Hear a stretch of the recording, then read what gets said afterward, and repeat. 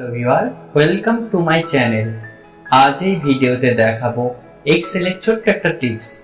এই টিপসটির সাহায্যে এক্সেলের যে কোনো সংখ্যাকে রোমান হরফের সংখ্যায় পরিণত করতে পারবেন। সো দেখে নেওয়া যাক।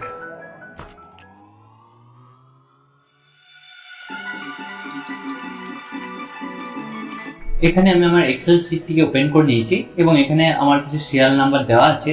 এই সিরিয়াল নাম্বারগুলোকে আমি রোমান হরফের সিরিয়াল নাম্বারে এন্ট্রি করতে চাইছি।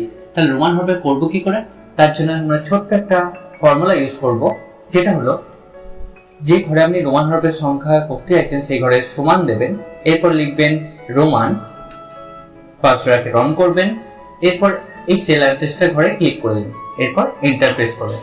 এরপর দেখুন আমার ওয়ানটা রোমান হরফের ওয়ানে চলে এসেছে। এরপর বাকিগুলো আপনি মাউসটাকে ধরে টেনে নিন।